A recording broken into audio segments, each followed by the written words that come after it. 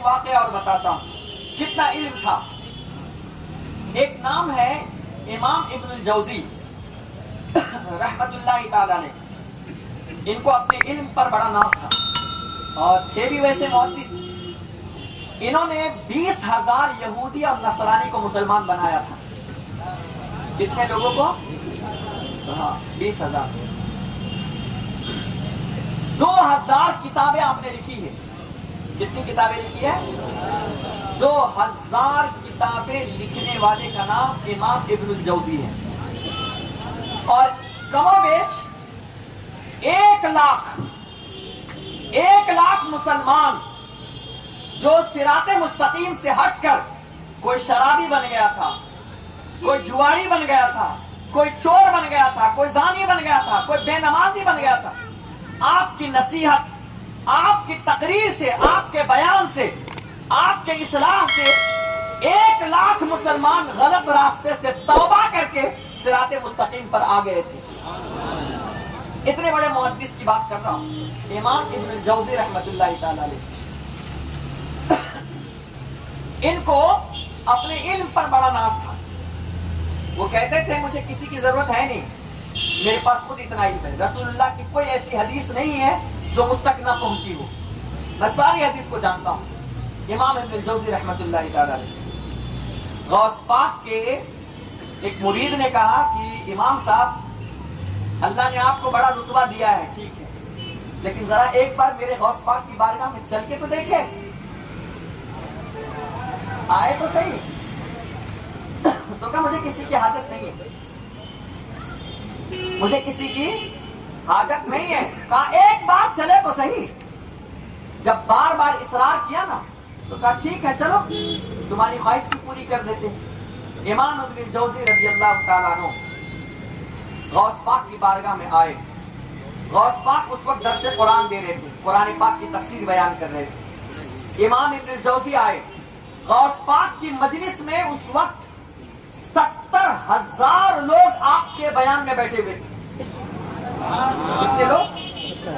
70,000.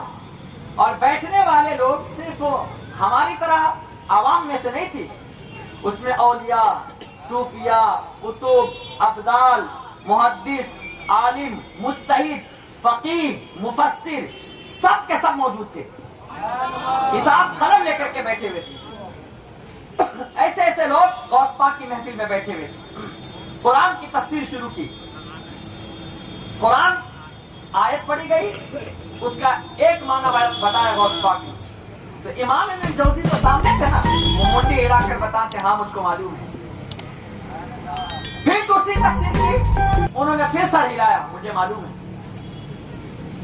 پھر تیسری تفسیر کی, کہا مجھے معلوم ہے. چوتھی تفسیر کی, امام ابن الجوزی نے کہا مجھے معلوم ہے. 5ویں کی, 6ٹھی کی, 8ویں کی, 10ویں کی, 11 کی, 11 تک سر ہلاتے رہے مجھے معلوم ہے. ان کو ایسا لگ رہا تھا میرے پاس علم کا سمندر ہے. انہیں نہیں پتا تھا وہ کوئی اور نہیں, وہ غوث الاعظم ہے. انہیں نہیں معلوم تھا کہ ان کا جملہ ہے قدمی ہادی علی رقبۃ کل ولی اللہ.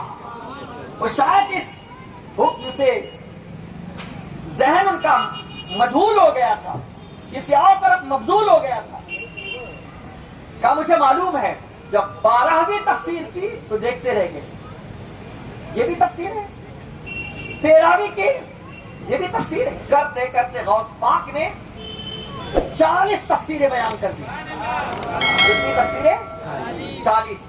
اس لیے ایک بات آپ کو کہتا ہوں, آج کل جو آپ کو قرآن کا ترجمہ دیکھ کر بیوقوف بناتے ہیں نا, کہ قرآن میں ایسا لکھا ہوا ہے, یہ صحیح ہے, وہ صحیح ہے, آج کل بہت چل رہا ہے.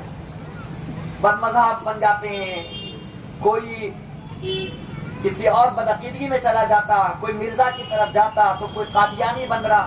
وہ صرف ترجمہ دیکھ دیکھ کے بیوقوف بناتے ہیں. آپ کو میں بتاتا ہوں, ایک ایک آیت کی 70,000 تفسیریں ہیں. 70,000. کتنی؟ ہاں, صرف ترجمہ پڑھ کر کے بیوقوف مت بن جایا کرو. تفسیریں 70,000 ایک ایک آیت کی ہے. سمندر میں موتی ہے کہ نہیں مجھے بتاؤ. ہر تیرنے والا یا ہر نہانے والا وہ نکال سکتا ہے؟ نکال سکتے ہو؟ ذرا نیچے گئے نا تو نیچے ہی رہ جاؤ گے. نیچے گئے نا زیادہ تو نیچے ہی رہ جاؤ گے. دوبارہ اوپر آنے کی بھی ضرورت نہیں ہو پائے گی. سمجھ لو, اندر سے وہی موتی نکال سکتا ہے جس کو تیرنا آتا ہو, پھر اس کو نکالنے کا طریقہ بھی آتا ہو, وہ کہاں ملے گا اس کا طرز بھی پتا ہو. یہ ساری چیزوں کی جانکاری ہوگی تبھی جا کے وہ نکال سکتا ہے.